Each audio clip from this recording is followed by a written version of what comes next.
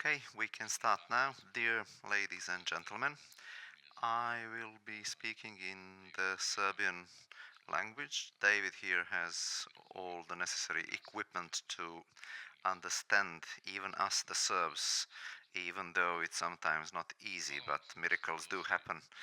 Thank you all for coming. We shall not be overtly formal. I shall use just a few words to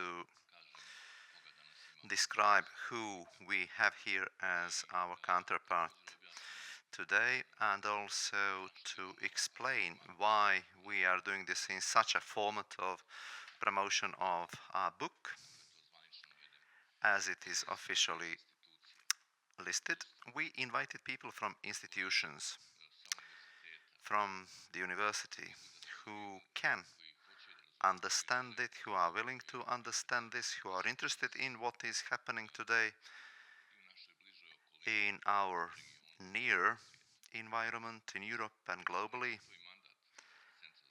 That, in a way, is also a mandate of our center, as it is stated in the government decision on setting up this center as one of our tasks to deal with activities strengthening the position of the Republic of Srpska within the structure of the Dayton Peace Agreement and also abroad. And in accordance with international law. For something of that kind, we always need to have good counterparts and individuals, institutions who are willing to approach this with sincerity and honor, to discuss problems that bother us or them. Maybe we have some common dilemmas. And in that sense, I think that the Professor David Engels is one of the more important guests that we have had. And from my own experience by now, I can say that this is an authentic European person, honest, sincere person, just as we expected to see in the beginning of the 90s, perhaps, when, as we came out from the communism era and stepping into post-communism era, believing that there was democracy in the West in its all might. But then we had more than 30 years of clashing with an unpleasant reality, and to this date we have not managed to understand what is going on and why it is going on. So the format of this promotion will be such that I will use just a few sentences to say a few important facts in relation to Professor David Engels, and then I will ask him to tell us within half an hour roughly why he felt this need to write this text, this book. It has several features and missions defending Europe as civilization. Why did he felt this need to write it as a Belgian citizen, born, educated in Western Europe on the foundations of Latin, Roman, Christian civilization? And how this text was received in the public there. The content of this text, once the book was published, has it become part of the mainstream in Western Europe, or has it been seen as a heresy, or perhaps something in between? So before I leave the floor to Professor Engels, I will just say about him in a few sentences. He used to be head of the Cathedra for Roman History at Brussels University, and until recently he was a research professor in the Zachodny Polish Institute. Also, he's published a number of books about antique civilization.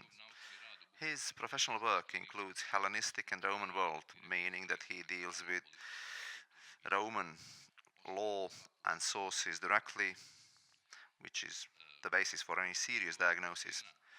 His seriousness is very important in Europe. Combination of antique history, philosophy, economy, plus head of cathedra give him legitimacy to speak about comparative activities, just like he does in Spenglerian analysis of Europe. We could say that Professor Engels is one of the more prominent experts for Spengler in Europe today. However, he goes further than Spengler, and that can be seen through his neologism creation, Hesperianism. In Spengler and Engels, it is no longer a celestial body, it is a metaphor. In Spengler, it is an objective phase of historical necessity of fading down a civilization and culture. In Engels, it is a subjective duty to preserve civilization in the era of the fading of civilization. Spengler diagnoses a disease in European civilization. Engels prescribes therapy. Spengler says there is dusk in Europe, and Engels says let's be dignified in that dusk. In that context, Hesperialism becomes resistance to nihilism. For Engels, it is moral restoration of Europe by returning to Christian values, and that is not escaping modern days, it is its transformation. Like I say, this is an authentic European person coming from the Latin civilization code, and that is important to hear his thoughts, dilemmas, and ideas of possible solutions. That is why we have translated this book and hosted Professor Engels so that we better understand the current reality around us and consequently make informed decisions in our actions. Professor David Engels, as a true biblical David, took it upon himself, this heavy burden of responsibility, to expose Spengler and his analysis within Christian eschatological dimension and say, we can do it, this is not the end. I am offering some thoughts and possible solutions, while at the same time not saying that these are ultimate solutions, but just opening the subject and the way of getting out of it. Professor Engels, thank you once again for being here with us, and please take the floor and address the audience.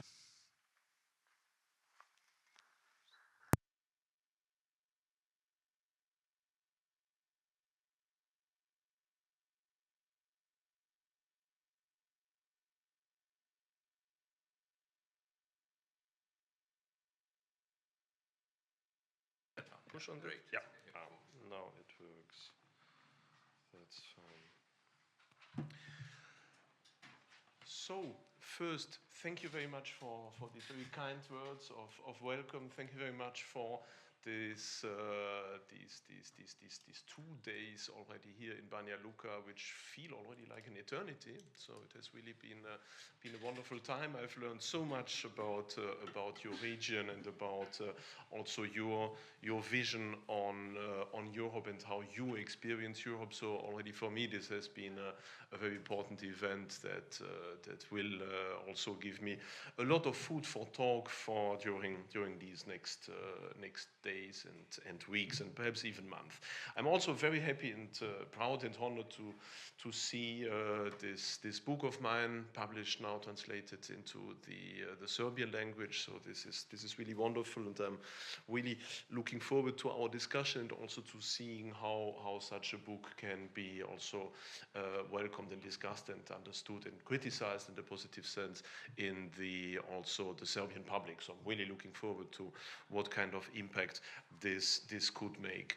I've been asked now to give a short overview over the content that you all hold in your hands. So I won't go into all the details, obviously, but just give you a broad overview so that we can construct our discussion on that. So the first question, of course, you asked me, well, how did it come finally that I had to write such a book?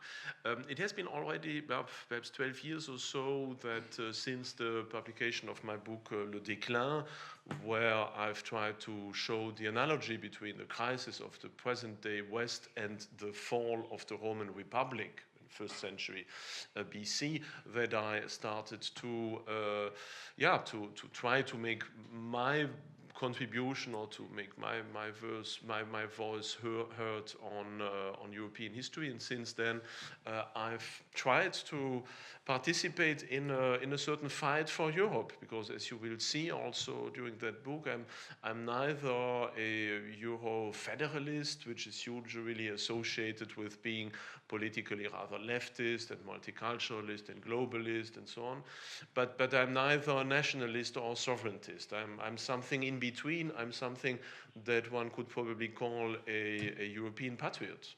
So for me, my main level of cultural and national identity is Europe. It is not my national state. Why? Probably because I'm a Belgian, and even a weird form of a Belgian, as I'm part of this very tiny German-speaking community in the east of Belgium. So basically, I'm bilingual German and French, and that doesn't make things so easy, because already being a Belgian is not an easy identity. We don't really have a long common national history. We don't have a national language, so there is not much really with what we could really identify ourselves. But at the same time, Belgium has always been at the heart of this Carolingian construction of a common Europe, and Belgium has always had this tradition also as being part of these weird middle constructions like ancient Lotharingia or ancient Burgundy. That is this form of middle kingdom squeezed in somewhere in between France and Germany, being neither the one nor the other, but maintaining at the same time a certain imperial tradition.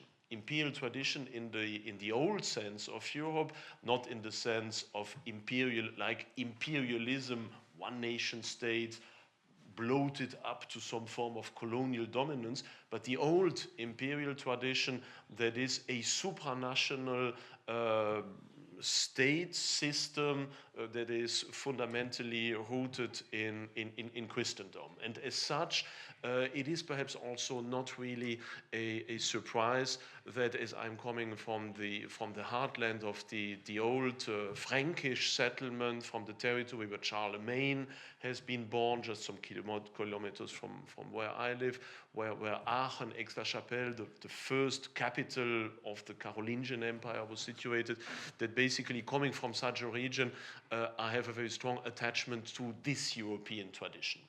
And so I feel Europe as being my main form of civilizational and even of national identity, which is why I feel all the more hurt by the current crisis of Europe, by the current discussion about what does it mean anyway somehow, and about the obvious phase of decline Europe, and not only the European Union, but also our European civilization is in. So one of the first questions we have to ask ourselves is, of course, what is this Europe? Does it exist anyway? Because if you look at the definition, what Europe means as the European Union presents it, basically it is defining Europe only through human values, through things like democracy, justice, some form of equity, the rule of law, protection of minorities. So all these very important values, but that are, I would say, not typically European, in the sense that today also, as I always say, Japan and South Korea is also subscribing to these values. Nevertheless, if Japan would now ask for adhering to the European Union, well, it could be sympathetic perhaps, and in terms of food, I would be all for it, basically. But nobody would really say Japan is part of the European civilization, even though they share these European, Western, human values. So there is something more about Europe. But on the other hand, we have the nationalists who are saying Europe is just an invention by Brussels, it doesn't really exist. The only thing that exists are these centuries, if not millennia, old national identities. But that is false also, obviously, because the nation state, I would contend, is a quite artificial invention. It is, especially in the west of Europe, nothing that has a very old tradition. I mean, the nation state, or the nation as such, is in many respects an invention of the nation state. If you look at France, for example, even until the 19th century, in France you have a huge variety of dialects, of languages, of regional traditions, and it is the Republic, the French revolutionary nation state, prepared by absolutism, of course, that is trying to put all that into one state, to impose one language, to impose one tradition, to have this Jacobinian subdivision of the state into equal identities that creates the French nation, which is as such not at all this homogeneous body. So the nation state and the nations, they have an old history, we all know that. We could speak a lot about language, also Germanic languages and Romance languages and so on, but you couldn't really say that the French nation somehow has a linear, homogeneous continuity from the Middle Ages to today. That wouldn't work. So these nations are part of history in the European civilization as in all the others. So we cannot also define that. So what is this Europe? I would say that Europe basically on the one hand, of course, can be or has been defined through different strata of historical influences. Many people have said, okay, Europe, that is the addition of Golgotha, the Acropolis, and of the Capitol, for example, of the Capitolium. So of the Judeo-Christian tradition, of the Greek tradition, of the Roman tradition. Many people have said that, even Benedict XVI, for example. But I'm not really so sure about that.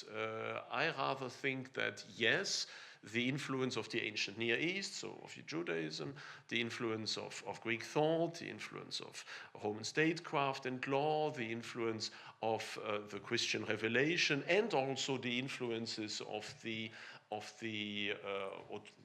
not autochthonous, but let's say the local peoples like the Slavonic and the Germanic and the Celtic different tribes. All these influences compose the foundation of European identity, but I think that European identity as such, in the sense of a true European Western identity, is rather something that emerges with the 8th or 9th century, that finds its first full representation in the Carolingian Empire, and the transference of the imperial idea from a Roman context to a Western Christian context. I think this is the moment when Europe and European history really starts, in the sense also that something new finds its genesis at that moment, and that is what has often been called the Faustian spirit. That is this typically European, typically Western longing for what is beyond, the longing for what is beyond the horizon, the longing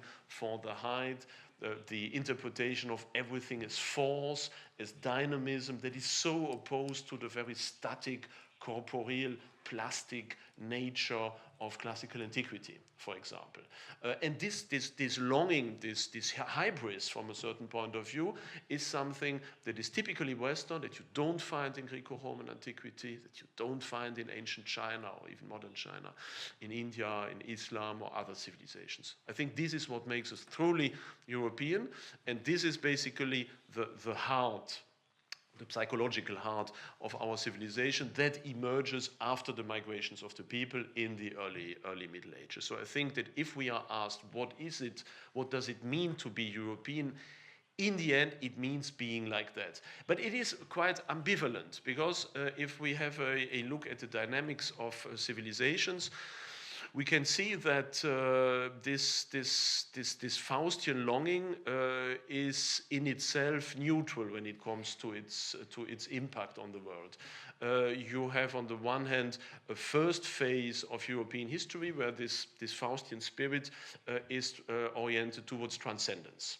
So we have this first 500 years, you could say, of European history that is totally in the service of transcendence, that is of God, basically. So the social conditions, the economic conditions, art, everything is organized and viewed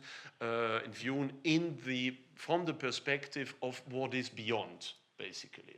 So this idea that our life here on this earth is only something that is conditional, that is just from a certain point of view provisory, that is transient, and that the real aim is elsewhere. That is the first phase of our history, where that is also marked by a certain holistic approach, where God, man, nature, society, economics, art, all that is part of one unity in the service of God.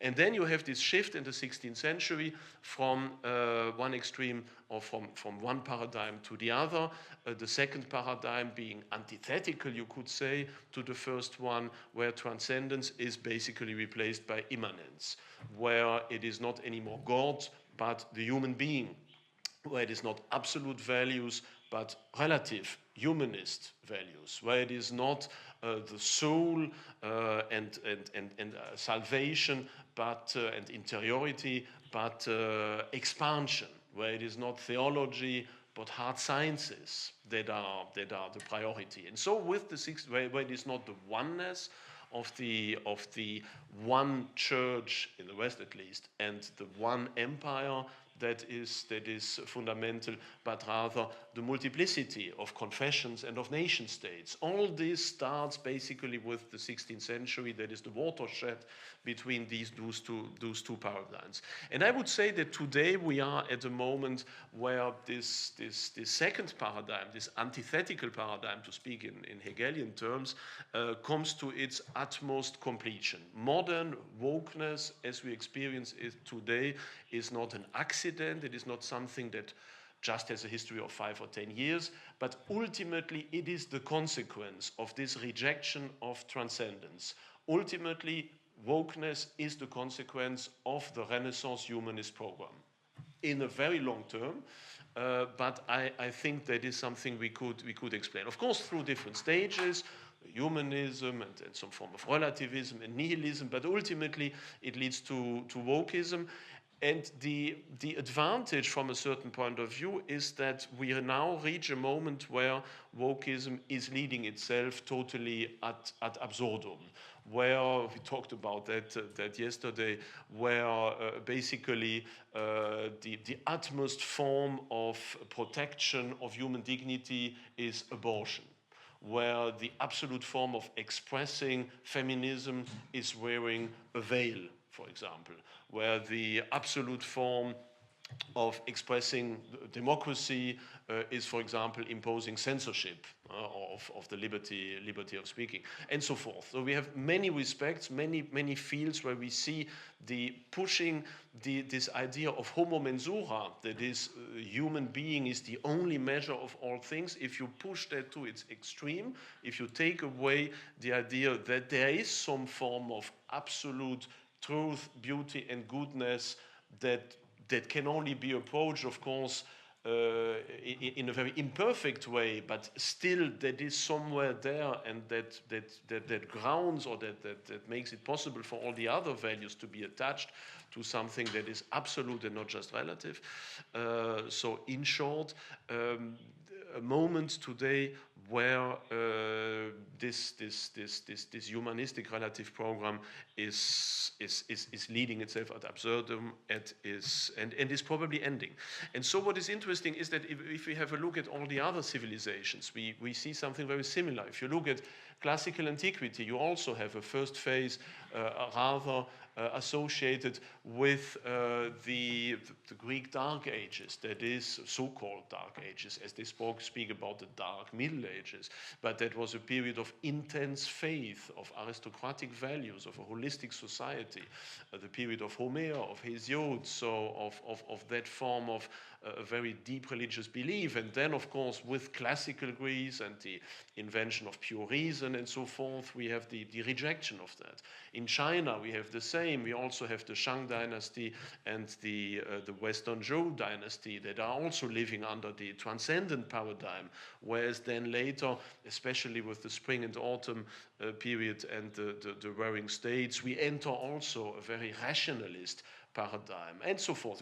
You can decline it through all different civilizations, and of course also see that at the end, as a third phase of historical evolution, we have the rise of a certain form of synthesis, a civilizational synthesis, as we know it, for example, in Rome with the Augustan Principate, as we see it in ancient China, for example, especially with the Han Dynasty, as we see it in classical Iran, for example, with the late Sasanians, and so forth. So there is some form of hope that our current moment of civilization is not the end of our civilization, but is that we are just at the brink of some form of final synthesis that itself would then indeed lead to some form of petrification and fossilization, as all these final empires in a civilization represent them. So this is basically where this idea also of how can we act today is situated. That is, this idea of Hesperialism is based on the prediction, but also at the same time the hope that after first phase placed under the primate of tradition and transcendence, and the second that is based on the paradigm of pure humanism, pure rationality, and so on, we could experience still a short synthesis of a rational return to tradition. And this is deeply needed, because we now see already that if we decline all the field, or if we think about all the fields of our identity, basically everything is being destroyed. The belief in God has been destroyed. We are living, especially in Western Europe, under the paradigm of atheism. The belief in humankind is destroyed through the idea that everything is constructed, basically, and that even the human being as such can invent himself every day anew. Think about, for example, gender ideology, where the notion of the family has been largely destroyed, as well in theory as in practice, where tradition has also largely disappeared beyond the uniformity of a largely Americanized and globalized world, where the nation state also is being considered as being the crystallization point of National Socialism and fascism and racism and so forth, where democracy is also systematically deconstructed through international institutions, through very complex systems of so-called subsidiarity that in the end make democracy more or less helpless when it comes to be confronted to today's challenges, and thus also leads to the transference of democratic decisions from the public space to more, let's say, obscure cabinets, where free market economy is also being destroyed by what I have often called billionaire socialism, where basically the middle class has been eradicated, while you have on the one hand some billionaires who have more power than many heads of states, and on the other hand you have these large masses that just survive basically being fed by social spending, where nature, under the pretense of ecological defense, for example, is also defigured like everywhere in the West, and finally where even the notion of beauty has been utterly destroyed. One look or one walk through whatever standard European town shows very intensely how unfortunately the original beauty of our towns, but also of the human body, of the art, and so forth, has been largely disfigured by a modernism that is profoundly not only ungodly, but finally also inhuman. So we are really at the brink of some form of cultural disaster, and that is why, especially in my approach of Hesperialism, I propose some form of middle ground. Because for the moment there are two ways that are generally proposed. On the one hand, we have a more leftist agenda that is pursuing Euro-federalism, perhaps even Euro-centralization, that is essentially based on globalization, on multiculturalism, on universalism, and that negates the cultural riches of Europe in order to build some form of proto-world state. And on the other hand, we have the modern nationalists and sovereigntists who understandably say and notice that the modern European Union has become the worst enemy of what Europe once was about, and who think thus that the European unification project has was an error basically, and that the only way out is going back to the nation state and being one's own chief. And I think that both ways are false, both ways are dangerous and lead ultimately to the same conclusion. Because the European Union is more and more in a crisis, and once the current economic but also cultural and political situation will explode, then the European Union might dissolve if it becomes even more authoritarian. There is a true risk that there will be some form of wild dissolution of the European Union. And if the nationalists win on their side already now, we will have the same result, perhaps a bit sooner. But the result would be, in both ways, sooner or later, that Europe might become a battleground, essentially. A battleground of 30 or something nation states who would each one start to enter into competition with the other one, and that would be basically bought by the big civilizational empires that are emerging for the moment. China, Russia, the US, the Qataris, Turkey. There are so many big players around for the moment who are much more efficient and much more important than most European nation states, France and Germany included. And this is a real risk that I see at the horizon, that those believing to win back true autonomy and win back their tradition by going back to the nation state will finally transform Europe into a mass of fragmented states that will fear each other again, so that, for example, the French will ally even more with the Qatari just in order to annoy the Germans will team up with the Russians in order to dominate the Poles, as usually. The smaller states like Czechia will perhaps start to ally with the Chinese in order to keep a little bit of their own independence. And so in the end, power would not be situated indeed in Brussels,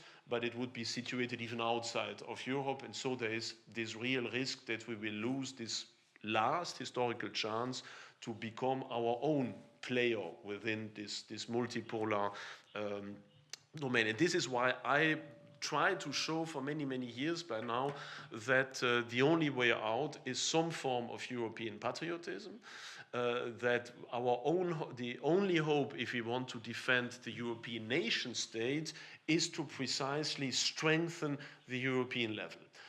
Because the nation state on its own by now has no chance to win against the big civilizational empire. So we need to work together. But we need to work together under another paradigm, and that is not the paradigm of the globalized, universalist, multicultural European Union kind of paradigm, but another one that would be more patriotic, that would be based again on what makes us European so specifically European, that would accept our history, our traditions, that would be based on, especially of course, our Christian values and our Christian traditions, and not some form of secularized laicite, like we see that more and more. So we need to go back from a certain point of view to a more traditional approach of identity if we want to find a common ground on which the European nations can cooperate for what is important. And that is also why in this book I try to put forth the idea that we need a paradigm shift when it comes to how we understand the European Union. As I said also yesterday, for the moment, this European Union is extremely weak to the outside, as we all know. It's a laughing number, basically. China is projecting its power wide into Africa. The US are everywhere. Russia, despite all its shortcomings, maintains its status as a big power. India is emerging. All are trying to take their share in strategic resources, in the possibility of projecting power to the outside, of defending their immediate civilizational glacis outside of their core territories. Only Europe is wide open, basically. We have no defense that is worthy of that name. We cannot, and we will not even, we do not want even to defend our borders. The Mediterranean is wide open to mass migration. So this Europe has no means of assuring its access to strategic resources, to defend its borders, to project power. All that, what is classically associated with even a state, is missing. And the individual nation states don't manage to do that. France is simply overwhelmed already with protecting its few remnants of power in Africa. Germany is absent anyway. Italy is trying its best to have a little bit of control, at least over the Libyan neighbors. But basically, even though we have more than 500 million of inhabitants and are one of the most important economic powers, we have no political weight at all. But this same European Union inside becomes more and more authoritarian. It imposes censorship, it imposes things like LGBTQ ideology, it is imposing sanctions on governments that do not adopt a leftist policy, it is imposing weird roles. I mean, I'm sorry for my demagoguery, but I mean, this European Union that cannot defend our interests to the outside is perfectly capable of imposing on everyone within the European Union, of having bottles where you cannot take out the bottle cap. It's such a pleasure being here, by the way, and having normal bottles once again. So I know it's a bit demagogic as an argument, but this is typical. They managed very well to impose on everyone these bottle caps, but they are unable to defend any of our interests to the outside. And so we are totally dependent on Chinese rare earth, for example. It would have been one of the main objectives of a European unification project to assure that we all get access to strategic resources in order to survive in the 21st century. There's not even an attempt to start that, but that kind of trash is something the European Union is doing. And so my idea is that we need to turn that upside down. We need to accept that the European Union, or some successive organizational form of the European Union, need indeed to be able to help all the nations to defend their borders. We need to, even people who do not have a Mediterranean border, need to help those who have one in order to protect them from mass migration. It's some form of basic solidarity. We would need a navy. We would need a protection also of our borders. We need to show also to other powers like the US, but also to Russia, that yes, we defend some form of military space, even also with military means, if it need to. So everything that is linked to the survival of the European civilization is something that should indeed be delegated to a European level. I think so. But all the rest should be, I think, much more subsidiary than it is now. So to the inside, we need much more freedom, subsidiarity, liberty, even constructive chaos. Why not? Some form of, things may not be everywhere streamlined and identical, but I think this is something we have to support. But we need to be strong to the outside, and also to fields like strategic research, like pan-European communication channels, things like that. Everything that is needed to be defensible. Which is why also in my book I propose that the best example that should be imitated is not like Europe is doing it for the moment, this Kantian, Prussian style, bureaucratic, ideal world state that is slowly developing, but rather something like the Sacrum Imperium, like the Holy Roman Empire of the Middle Ages, that precisely did that was precisely capable of defending its political space to the outside, but that had this huge variety inside with many princedoms and kingdoms and independent states and ecclesiastic principalities, and that could thrive often in a very chaotic way, under the general protection of this imperial idea. And I think this would be a much better example, and paradoxically a much freer example, than the more bureaucratic world state approach that the European Union is defending for the moment. But all that, of course, all that has only a sense if we manage a paradigm shift. All this project of considering the European Union as a useful instrument, not an enemy, but an instrument that could give us a lot of opportunities if we would dominate it, all this had only a sense if we can operate a shift in awareness. And so that is why I think that for the next years, what is fundamental in all of this is not the political battle and things about what would be the ideal institutional construction or something like that, but rather the fight for identity and for culture. And this is something that many of the, especially of the so-called right-wing conservative parties, have neglected for many, many years. I've lived a long time now in Poland, and I can see that for all the years that peace was in power, basically they did a great job when it came to socio-economic reforms, and they made a great policy, but they were absolutely absent in the field of identity and culture.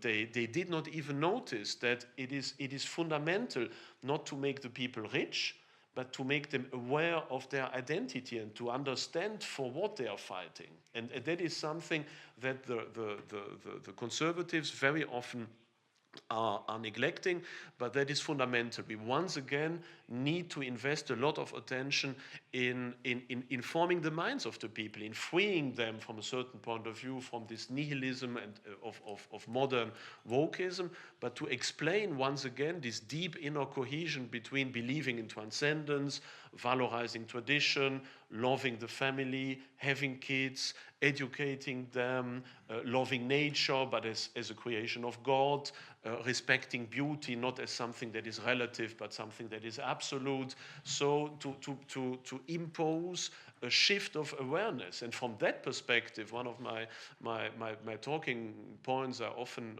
put forward, from that perspective, an author like Tolkien and his Lord of the Rings has had, I think, an immensely an impact on conservatism that is immensely more important than most conservative governments.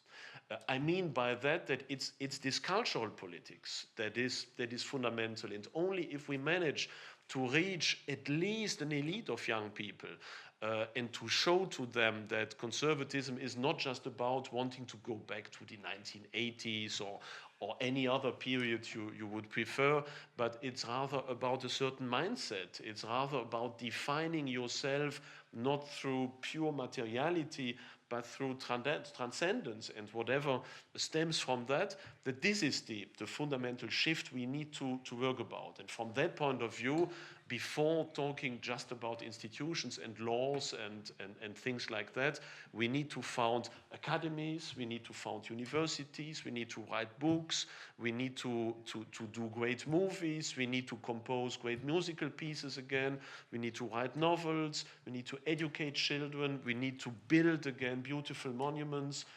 We need really to show what being conservative means in praxis, how a personal example could look like. And only if we manage to capture the mind of the young people and to show that this is what we want, that we are not just against something, but that on the other hand, we do something that is good in the true sense, that is good, but also that is beautiful and that is true in a metaphysic, ontological sense. Only then can we have a certain credibility. And only then, if we manage this kind of paradigm shift, at least in a certain elite of young people, which is the most important, then we could slowly also instill some form of political shift on the institutions, on the electorate, and then in the end realize something like a Hesperialist Europe. So I think these are the steps that need to be respected. And this will, of course, be the big challenge of the next years, because there is not a lot of time. There is a lot of pressure. There is the pressure of mass migration, of the totally missing integration of migrants into majority society, especially in Western Europe. There's the pressure of Islamization that is extremely strong, especially in France. There is the pressure from the outside. There is China that is slowly dominating us even through resources and through strategic resources. There is military pressure where obviously we don't even follow anymore military technology. So there is demographic decline. There are all these things I spoke about. So there are so many fields on which we are attacked for the moment, which explains that we absolutely need to make the best of the next years we have. I think we may have a window of opportunity of 5 or 10 years, perhaps still, in Europe to produce together a strong, unified, but also true and traditional, in the best sense of the word, traditio, such a Europe. And if we miss this occasion, if we just live like that from one year to the next, hoping that everything will turn out well, then indeed it might indeed be definitely too late to that. And so my book tries to make a little contribution to understanding history in that way, and to giving some ideas about some form of third way in between Eurofederalism and nationalism. And I would be really happy if here in this new Serbian-speaking public that this book may reach, if this could also trigger a new discussion about what it means to position yourself in relation to the European idea. Thank you very much.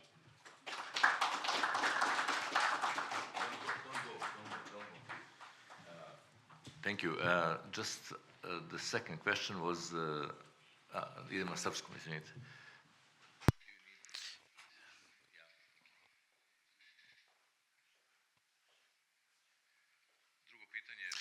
The second question was how this text was received in the Western Europe, in academic, media, and other circles. If you can answer, you can also sit and answer, but you can stand the way you like. Has it been received as a mainstream, or in a way seen as a heresis? Because the text, your text, is when we are in question, at least when it comes to the Republic of Srpska and Serbs in general, it is more part of the mainstream than part of something else that is not acceptable. Thank you. For the moment, the only other version available of the book is the one in the French version, Défendre l'Europe civilisationnelle, that has been published last year. There is also a German translation that has been published last week, so I haven't even had it in my hands. So it will be during these next weeks that the German reception will start.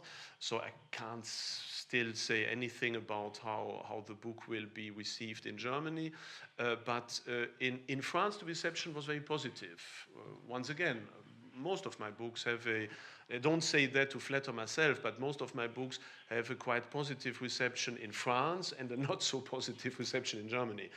Because in France, as the country is much more deeply into such a civilizational crisis, speaking about in a true and honest way about where we are, what the real dangers are, and that only some form of return to traditio, to identity, to God, to transcendence.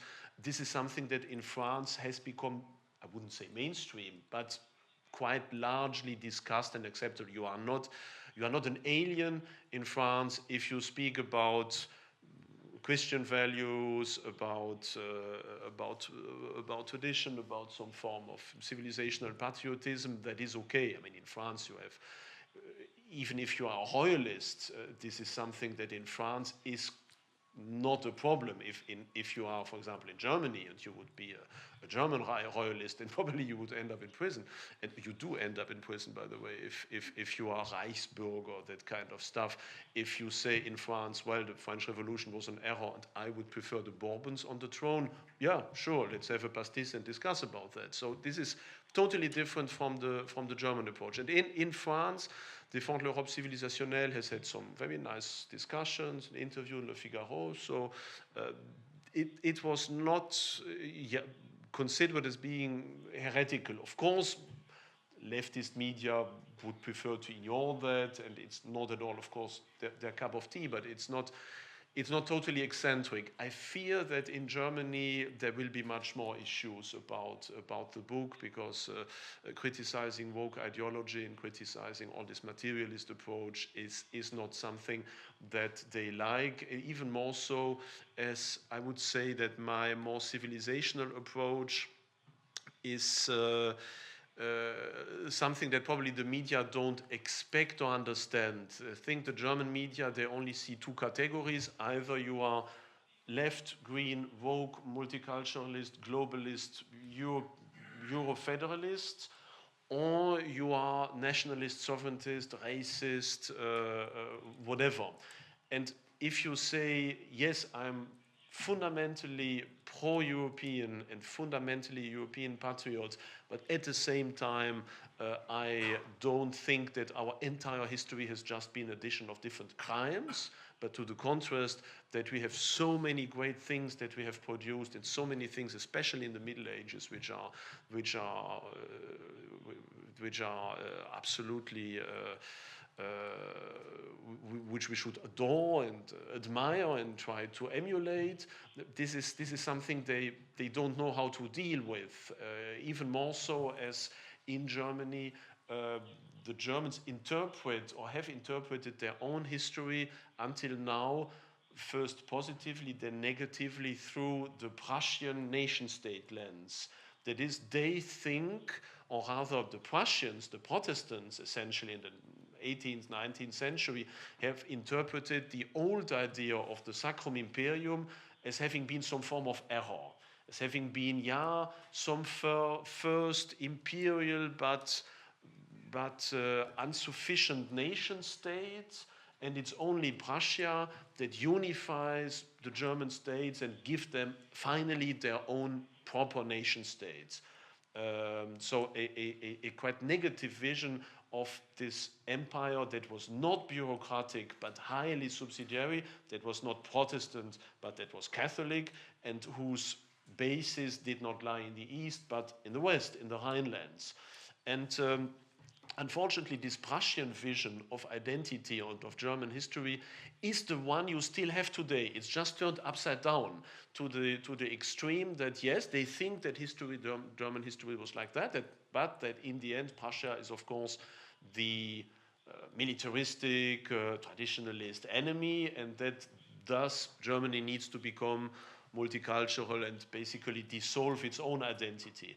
But saying no, neither the second and certainly not the Third Reich are our example, but the first one, the 1,000-year-old Holy Roman Empire that with the Austro-Hungarians finally survived in a certain form until the 20th century, that this imperial model is something positive, something that you do not hear that anymore in Germany. You heard it a bit in the 50s and the 60s with this idea of Abendland, when you still had a Christian democracy in Germany that was worth its name, and people who wanted to to have again a positive appreciation of the Carolingian Empire, of the Holy Roman Empire, but that quickly left, and then with the German reunification and the shift of the capital city from Bonn and the Catholic Rhinelands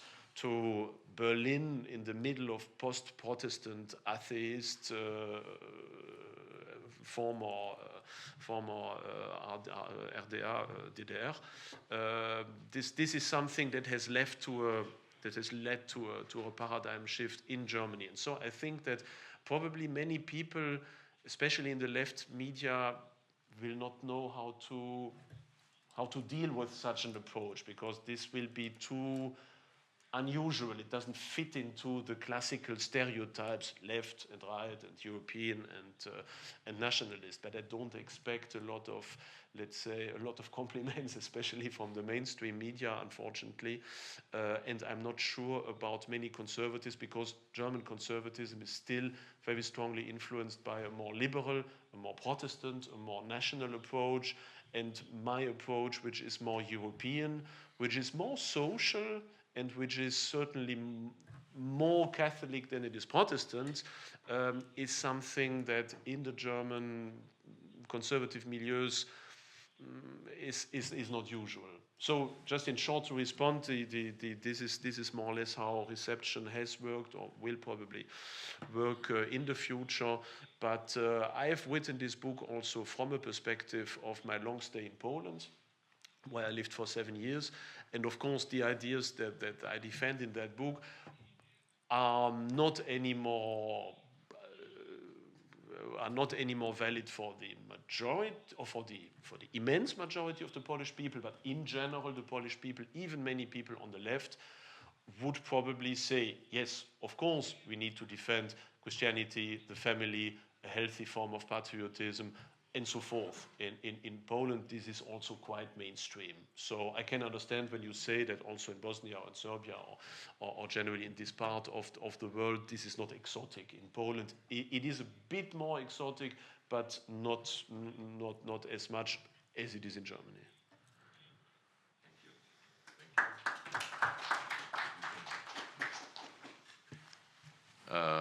Hvala vam još jednom. Thank you once again, Professor. I hope that this has... Thank you once again, Professor. I hope this opened some dilemmas and the need to comment and to say something or to share some of our dilemmas with the Professor. Once again, I would like to go back and say that it is very important for us to hear how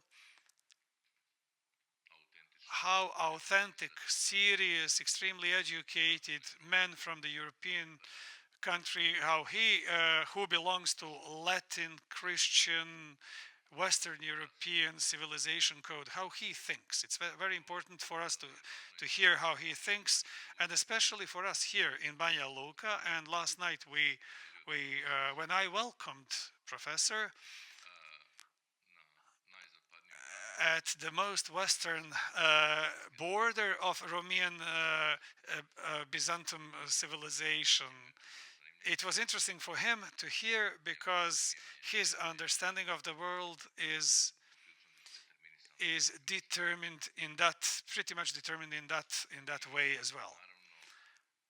We, of course, surely consider ourselves part of Europe, and we have this, of course, believe that dichotomies of Eastern and Western Roman Empire, but definitely Europe and European civilization cannot survive. We have seen it so far.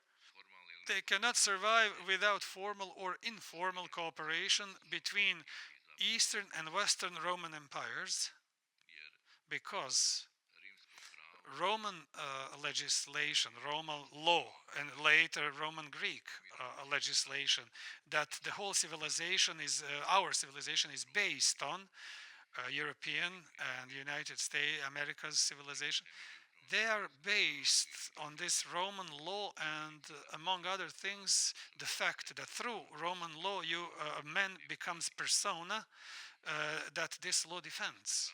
this Roman law is, of course, developed and preserved in the Eastern Roman Empire as well, through Justinian's codification, and then it was transferred to the West, and in the 10th, 11th, 12th century it starts to be brought back to the Western Christian civilization.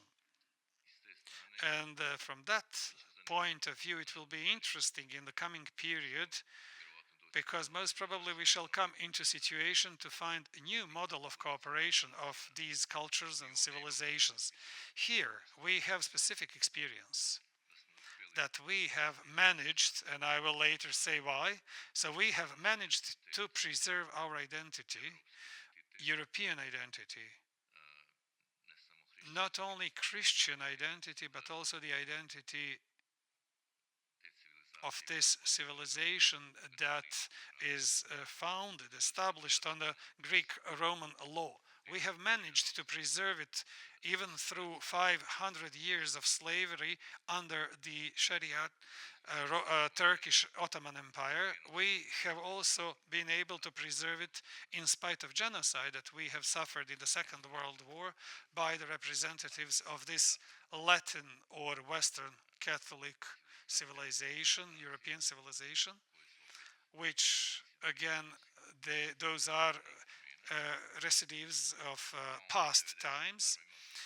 Then we had communism, and then in the 1990s we've had some sort of cooperation of ultra-liberalist global structure of NATO and political Islam, where they cooperated directly in this region in order to put Serbs to the measure that suits them best. Today we have a situation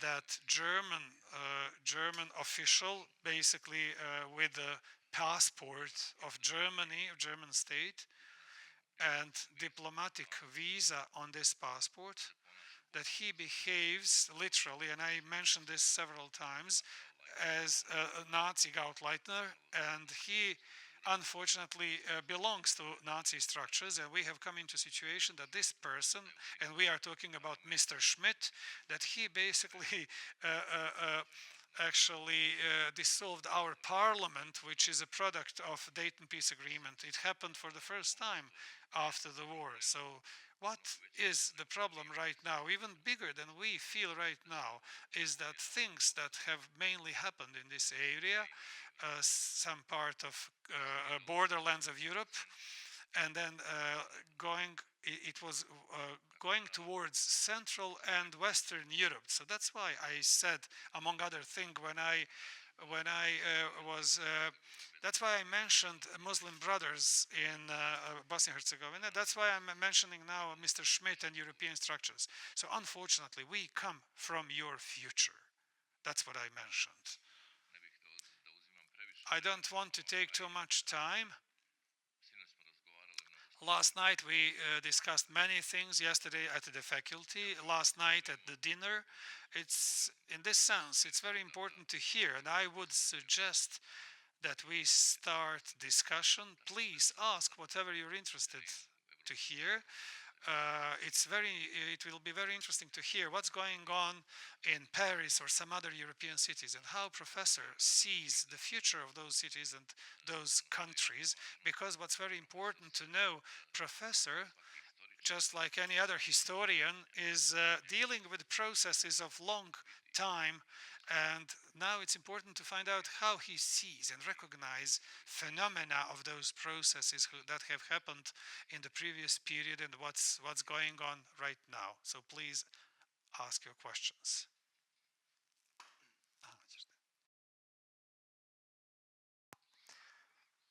Because I know very well France.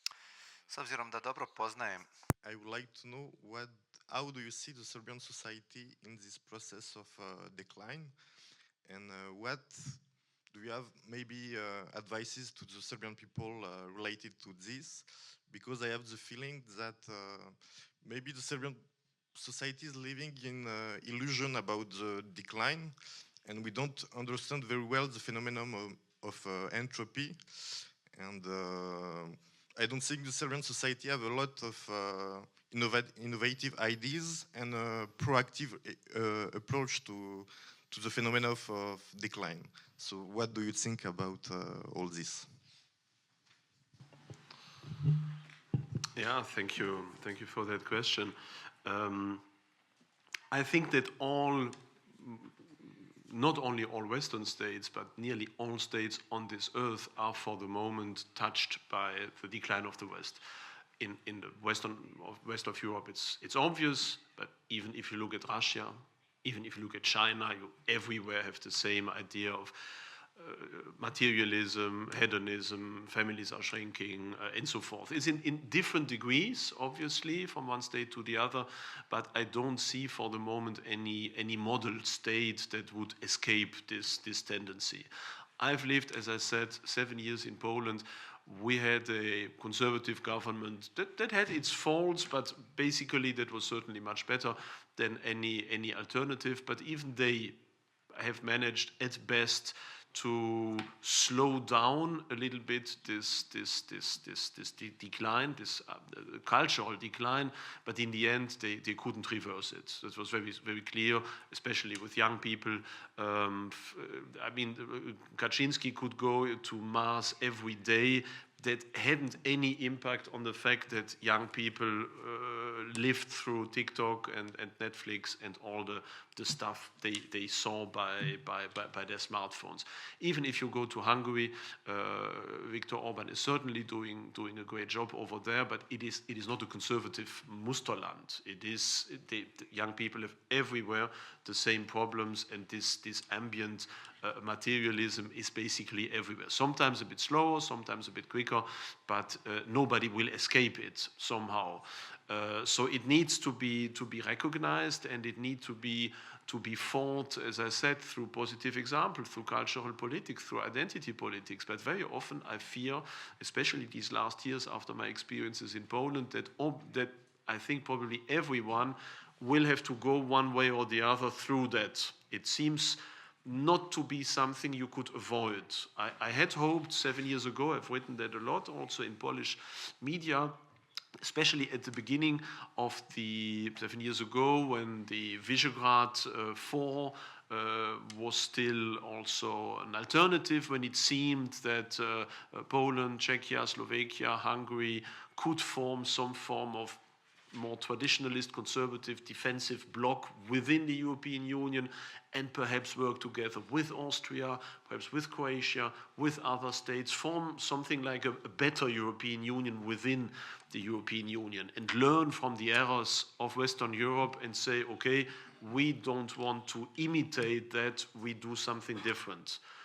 That's what I had hoped, and many people had hoped. Some still hope that today. But I think history has shown that no, it is not possible to learn from history, obviously, and the same errors are repeated. In Poland, it's obvious. Christianity is declining from another level, but it is very clearly declining. Demography, natality is abysmally low. Consumer society is everywhere, even much stronger than in certain parts of France. The media are at the lowest level of their level of entertainment and artistic value and morality and so forth. So basically it goes through the same evolution. So I don't think that Serbia or for that part Bosnia will be any form of exception. They will probably go through that. And I think this is something that needs to be realized and that need to be addressed from the beginning. Because if we know that that will happen, at least we could try to say, okay, it's no good to think that socio-economic means will help. They won't help. What helps is education, culture, identity, and explaining to young people why what is happening, what it means, what is happening, and that there are alternatives. Now, I understand, especially in Serbia, this difficult attitude towards Europe, because obviously there's also all the history, but even apart from history, the European Union is now associated by many people with all these problems. So I can associate people that people think, okay, we don't want to go in there because everything will be worse. But I can understand it on the one hand. On the other hand, I don't think that there is a real alternative, at least on the long run. I think on the long run, all states situated on the European continent should work together in a common structure. I can understand that nobody wants to submit voluntarily now to Ursula von der Leyen, and that people prefer to keep their independence and autonomy as long as they could. But on the long run, I don't think there is an alternative, a decent alternative to that. That was also my attitude in Poland. I openly said also in Poland, keep the zloty as long as you can. But on the same hand, I'm absolutely defender of the euro. I'm happy that there is something like the euro. I'm happy that this brings people together. I'm happy that this creates also through economy a sort of political reality. So on the long run, I would want indeed everyone to use the same currency.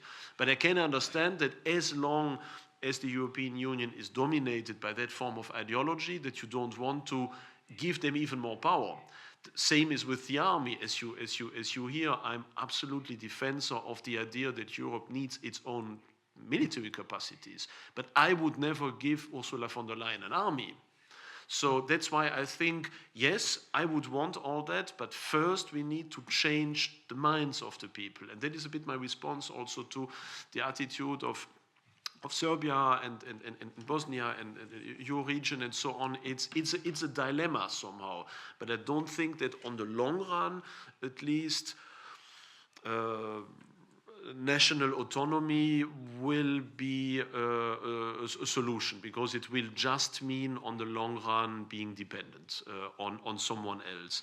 And you can do that if you are perhaps one island, one in the middle of the European Union, like Orban. He's also trying to play, on the one hand, Brussels against, on the other hand, Russia and China and Turkey. And he does that very well.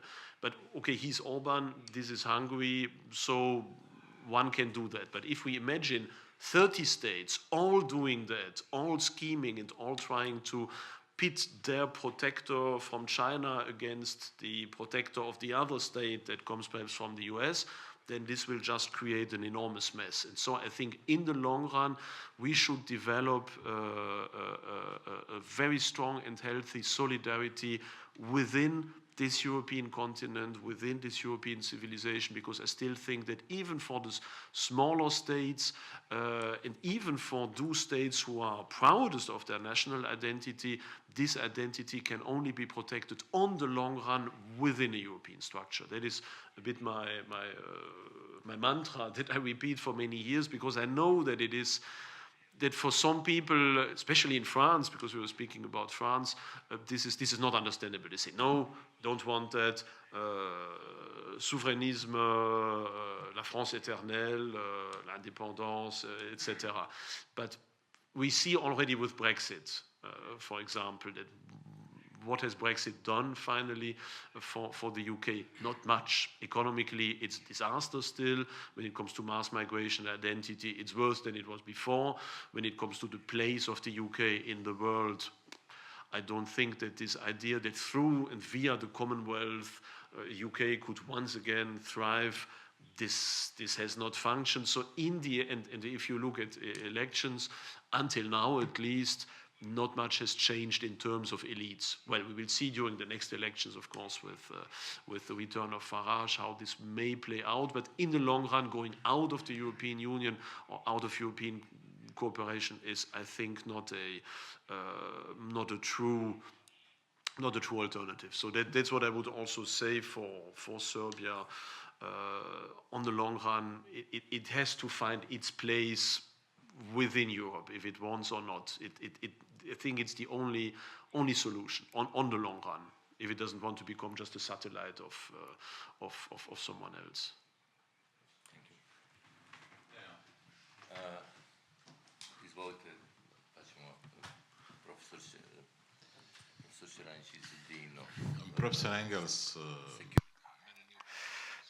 Professor Engels, I'm not totally sure about what kind of Europe you are talking about. Europe confronted to China, Russia, and Orban in this context. If it weren't for Russia, China, and Orban, the Republic of Srpska would have been broken down a long time ago. So is that Europe that causes disturbance and havoc and chaos in Serbia? Is it Europe that does not allow our president to enter in some countries? Is it Europe that backs politically Christian Schmidt that Mr. Pavlovic talked about? I am afraid that that Europe does not dwell here in this place where you came, and I fear that for a long time it will not be here. Even though we are a small country, we observe these political processes and we know what Brexit is and what public policies are of our leadership. You speak about Christianity, and I am a Christian. I visited a cathedral in Köln recently, and walking through the streets I felt like I was in Middle East. Thousands and thousands of migrants, books of radical Islam offered at every step. And in Ensberg, the town where Chancellor Merz comes from, we saw a reaction by the police that allowed an Albanian immigrant to demolish several police vehicles. They were running away. The policemen were running away, and only when it launched at one of them, they confronted him. Citizens in the UK are organizing themselves because they see that the police would not protect them. These incidents mainly are caused by migrants. The same situation in Paris too. I fear that the Europe that you are talking about, the way I see it, is a utopian system, and the processes that involved these regions as well go into a different direction. So what kind of Europe are you talking about? I'm the Dean of the Faculty of Security within the University of Miluka. Yeah, thank you for that. So I'm not sure about the translation on every point, but if you say it's Europe that did that, no, it's not Europe. It's the elite that is governing the European Union for the moment. That is a big, an enormous difference. It is not the European idea that is suppressing anyone in Serbia. It is the elites that are governing the European Union. So what I say is that we need, of course, to shift that we need to conserve the European idea, the idea of European integration, but that we need to fill it with a new spirit. That is the point. And if you say that all these negative elements are imposed by Europe, and that this means that the nation state is the only solution, well, if you look at all the other states within the European Union, it is not the European Union that is imposing the government of Merz or Merkel or Macron on France or Germany. It's the people there that are voting for that. So there is not an opposition for the moment, at least in Western Europe, between the elites in the nation states and the European elites. The people are not forced mass migration in France through the European Union. Mass migration has started because of the decisions of national elites from the 50s, from the 60s. It was not the European Union or Brussels that has imposed on France to take over millions of people from Morocco or Algeria, but the democratically elected presidents. Same in Germany. Angela Merkel has been elected for years and years and years by a majority of the people, not imposed by Brussels. So taking away the European level would not, I think, change a lot, because people continue to vote for that. It is not because of the European Union that the people have voted for Merkel or for Scholz or for Merz. They're basically all doing the same politics, and they will continue to do so even without the European Union. So it is not a question of of the institution as such. It is a question of who is animating them and what elite is controlling them. That is the point on which we have to work on this form of awareness, and we have to work on the fact that the people finally stop voting for the same elites that are going as well on the national level as on the European level. Now, of course, there are some states where you have a certain difference, obviously. Serbia, Hungary is such an example where you have national elites in power for the moment that are different from those in the European Union. And that is a good thing, and I think you have understood on what side I am for most of these states. But at the same time, and that is why I precisely just said that I understand that states like Hungary, for example, or previously Poland, would prefer to keep outside of the euro, for example, or feel very nervous about things like the military. And I think they are totally right. And they should certainly not give even more power to a European in its present situation. But on the long run, I'm convinced that this is the only way. Even more so as I'm quite convinced that, and I hope I'm wrong, but I'm quite convinced that Hungary next year will also go over to the left. So I think the Orban episode will end, I think. I hope it is not the case, but I think. And I'm not sure how long a state like Serbia can manage on its own. Even with help from Russia, from China, or whatever. We see that color revolutions are things that are happening everywhere, and that could happen there very well. So it's not about institutions. The institutions won't help us. It's the cultural aspect that we need to insist on. And without that, we cannot create a new structure that can help us. So yeah, you can indeed ask, is this utopian? Perhaps it is, but all the other alternatives are worse. That is essentially. Now you can of course say, well, okay, we in Serbia, we have what we need for the moment, so let's be happy and don't do anything. That is precisely the attitude I noticed in Poland. I have fought for 6 years in Poland against conservatives who said to me, well, we have our national identity, we have our national independence, let's not annoy the others, let's do our things, don't give them anything, and they will live us in peace one way or the other, and we will remain in power. That was many people in Poland have said to me. And so they said, we don't want to enter, to embrace Brussels. We don't want to explain our position. We don't want to build constructive relations with other political parties. We as Poles want to remain in Poland, our national identities, our elite, and let all the rest be, and it will go away. But it did not go away. And after all that time, finally, it was the European Union that won. It was the elites, the leftist elites in Brussels that managed, through sanctions, through massive propaganda, through all that stuff, to get rid of the conservatives. And had the conservatives in Poland, I'm deeply sure about it, had they tried to explain their attitude, to make publicity for them, to say, yes, we are not Eurosceptics, we are for Europe, but not for that kind of Europe. We want to work with all the others, but not under these conditions.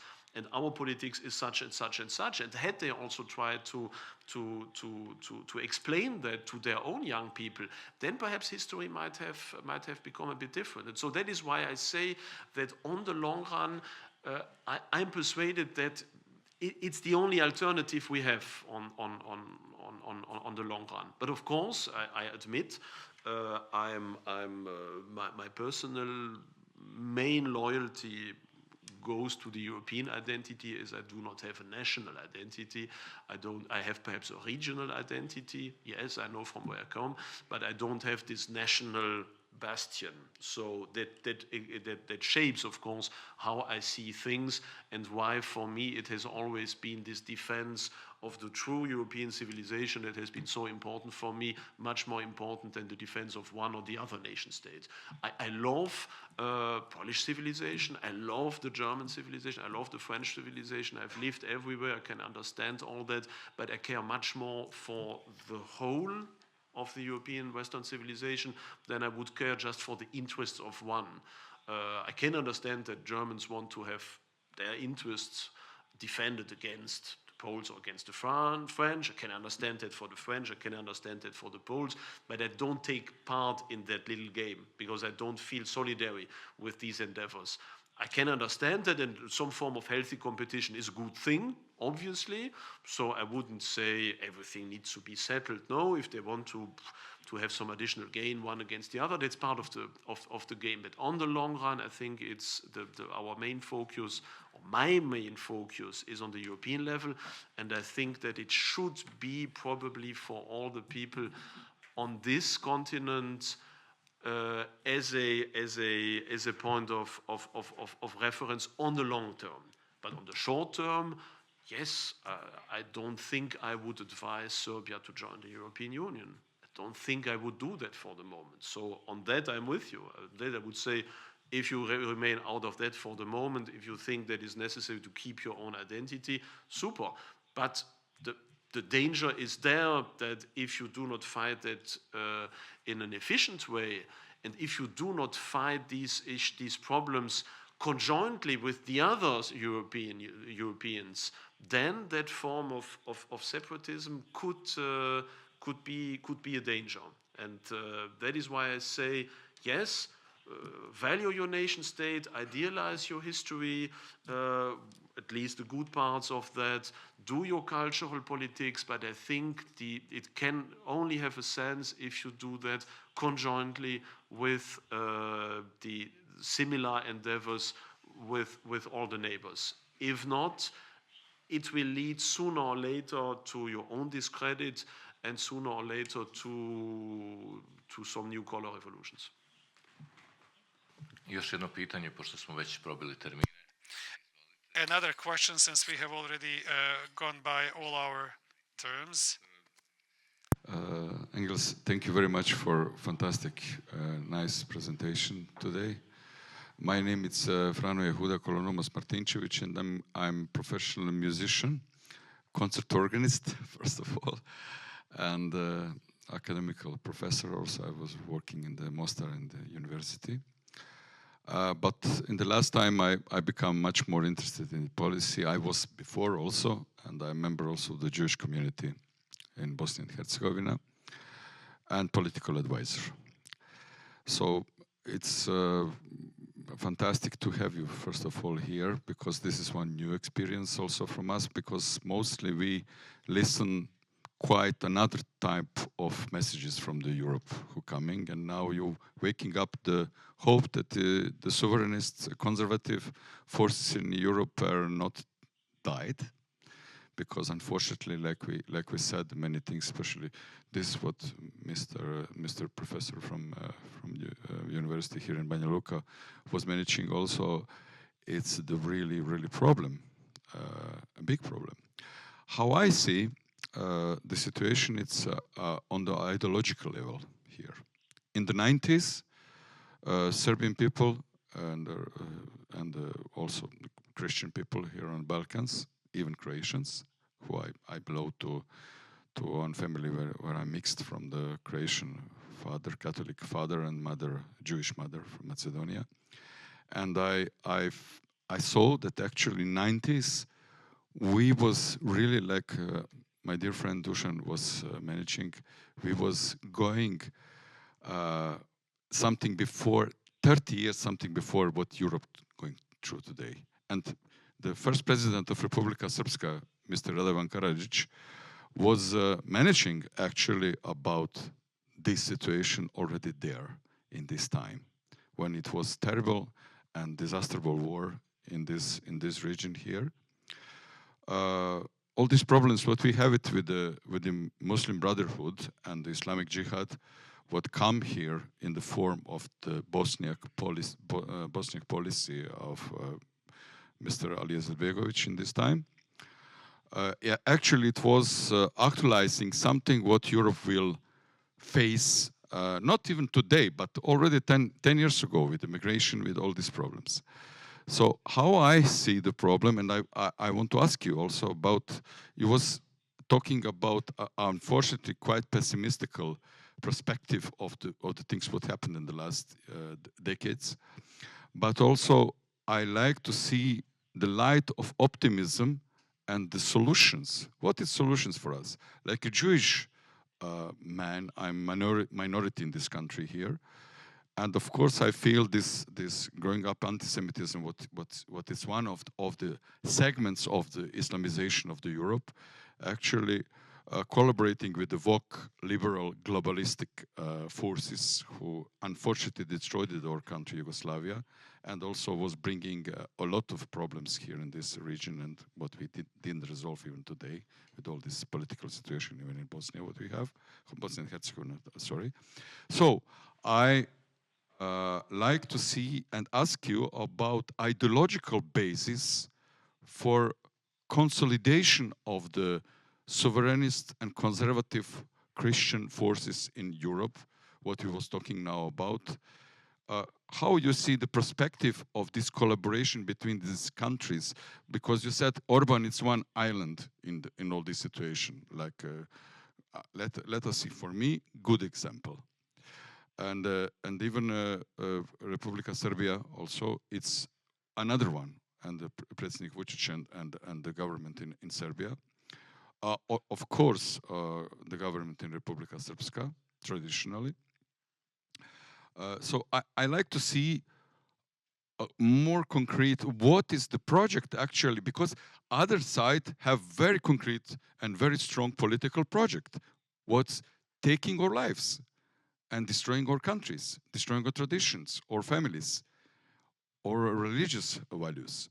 So I like to see how we concretely can be power who is doing the political process in the same way, because it's a war.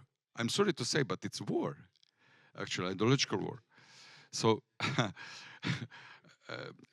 I must say that give us example of that it will be more hope for us that Europe finally waking up and finally coming with solutions for all of us, not just talk. Thank you. There is indeed not a big hope. There is some hope, but it's not enormous because we don't have much time. And I'm not speaking about now, but we are not having much time in Europe. If we don't manage during these next 10, 20 years really to build up something like I have described that, then I think it's definitely too late. Then we will really become one way or the other, a colony of the others.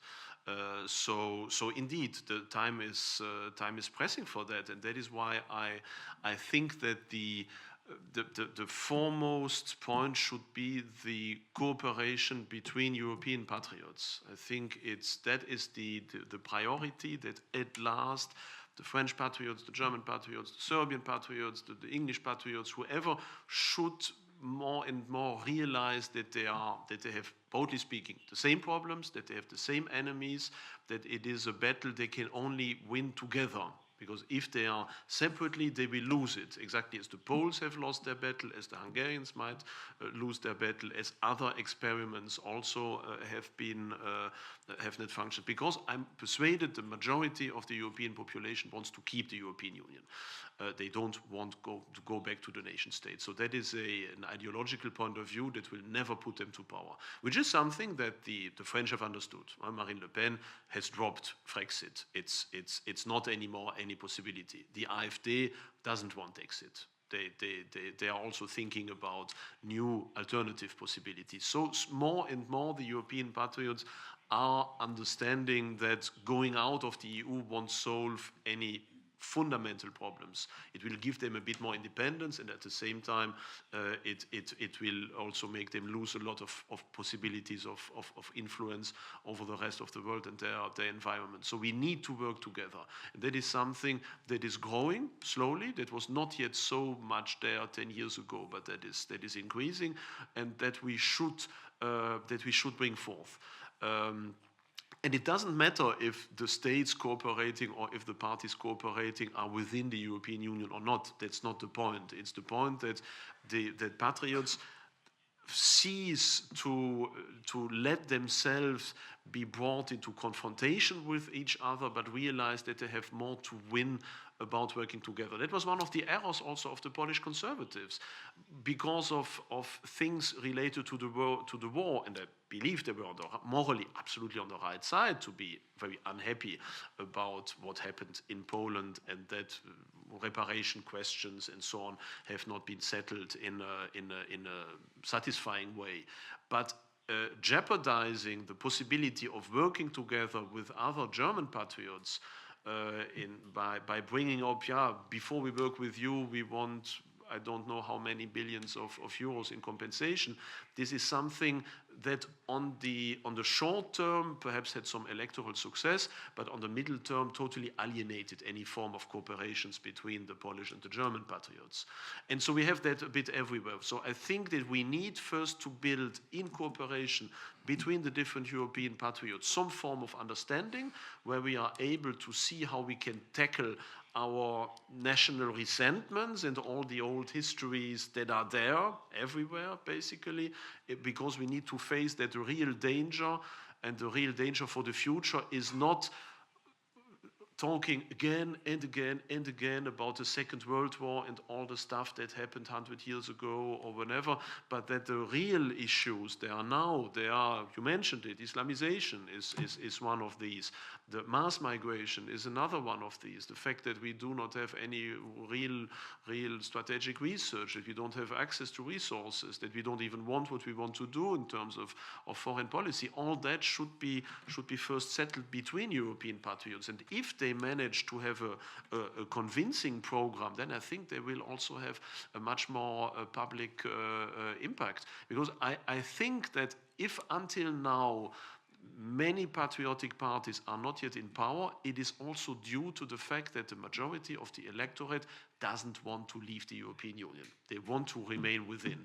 I think for at least 90% of Europeans, going out of the European Union is not an option that is agreeable. Reforming, yes, but not going out of that. And this is something that, and that is why many fear to vote for patriotic parties, because they think, that might bring us out of the European Union, and they make some silly stuff, and we don't want that.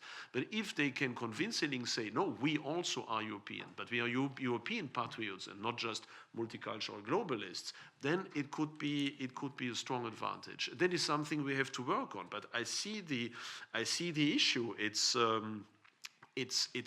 not easy, because they have to overcome all these problems, and they have to start with that as soon as possible. And for me, this is one of the main ways to have this fight: cultural politics and working together as European patriots. And this is also why, on the one hand, I understand Viktor Orban, and I would vote for him very clearly if I was a Hungarian, and he has done a lot of very good stuff.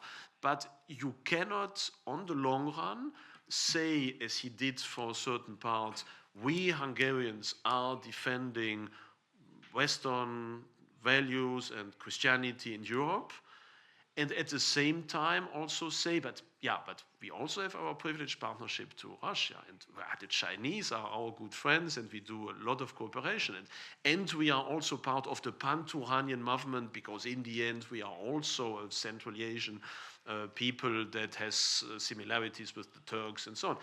On the long run, you lose your credibility if you do that. Either it's in and you say, I'm a European patriot and that's what I do, and I work for them, and I'm in solidarity with the fate of that civilization, or you have to say, I play on all the grounds. But then you are a nationalist and a sovereigntist, okay, that's good. But then you can't really expect also any form of solidarity from the others, because then that would mean that it is indeed Hungary first. And I would really like patriotic Europeans to say Europe first.